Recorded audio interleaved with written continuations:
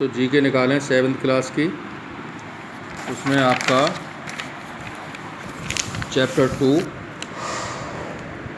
Similar animals, इसका मतलब है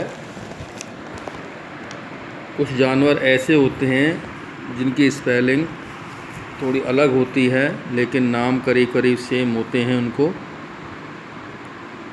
अब इसके बारे में सब पढ़ेंगे। There are so many amazing type of animal that each have their own characteristics and behavior. There are so many amazing types of animals. इतने अद्भुत प्रकार के जानवर होते हैं that each have their own, उनकी स्वयं की अलग विशेषताएं होती हैं और उनका व्यवहार भी कैसा होता है, अलग होता है। सम एनिमल्स लुक सिमिलर, कुछ जानवर एक समान दिखाई देते हैं लेकिन but they have different quality, लेकिन उनके गुण विच आइडेंटिफाई देम, वो उनको पहचान कराते हैं, उनके गुणों से उनकी पहचान होती है।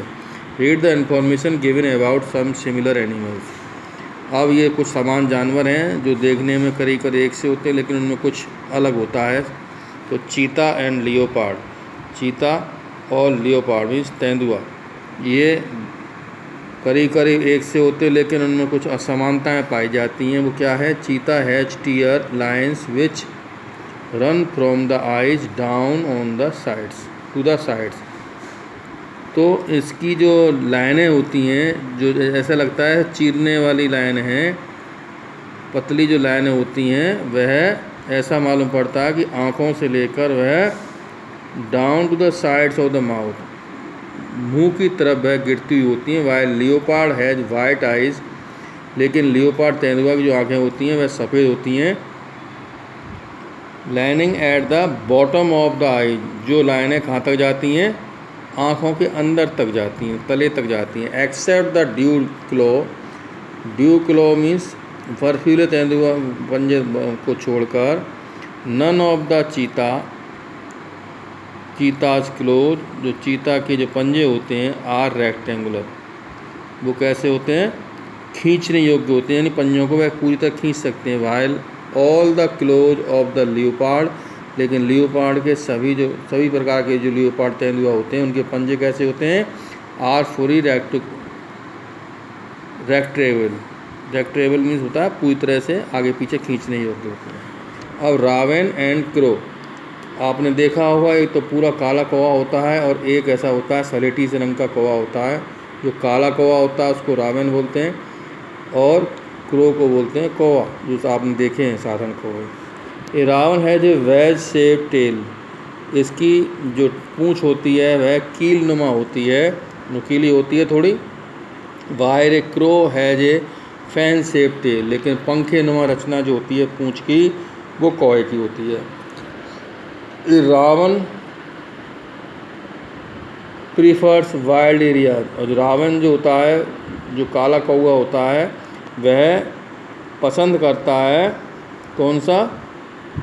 वाइल्ड एरिया, मतलब जंगली क्षेत्र को पसंद करता है फॉर हैबिटेट, रहने के लिए, जहाँ पर कोई सुनसान जगह को।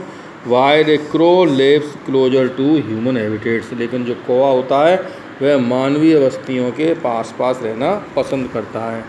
अब देखिए डॉब्स और ये फाख्ता, डॉब मीन्स होता है फाख्ता और पिजन मीन्स होता है कबूतर, ये आपने देखे होंगे। डॉब्स आर स्मॉलर, ये छोटा होता है डॉब्स, फाख्ता पक्षी जो होता है, and some weight as less at 22 gram, और इनका वजन मतलब मात्र 22 ग्राम तक होता है। While pigeon are large birds, लेकिन कबूतर बड़ा पक्षी है, and they weight up to 4 kg, और इसका वजन 4 किलो तक होता है।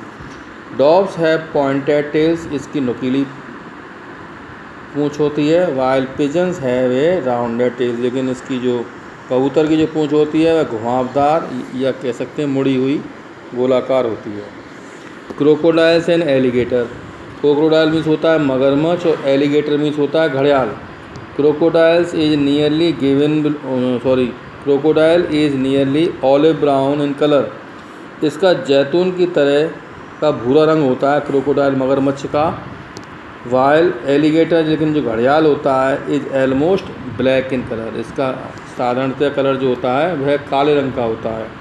और ये घड़ियाल कहाँ पाए जाते हैं बच्चों? चंबल में। Crocodiles teeth in both the jaws, crocodile के जो दांत होते हैं इन बोथ द जॉज, दोनों जबड़ों में, अपर एंड लोअर, यानी ऊपर के और नीचे के में, आर एक्सपोज, यानी बाहर की ओर निकले हुए होते हैं, इन एन इंटरलॉकिंग पैटर्न, और उनमें जो सिस्टम होता है वह एक दूसरे से मतलब जुड़े हुए होते हैं, इंटरलॉकिंग में एक दूसरे में फंसे हुए। वाई एलिगेटर टीथ, और एलिगेटर के जो दांत होते हैं, of only the upper jaw are expose, इसमें केवल बाहरी जबड़ा दिखाई देता है। बच्चों आज हम इतना ही पढ़ाएंगे। इसके वर्ड मीनिंग आप अपनी कॉपी में लिखें और उनको आप याद कर लें। Have a nice day.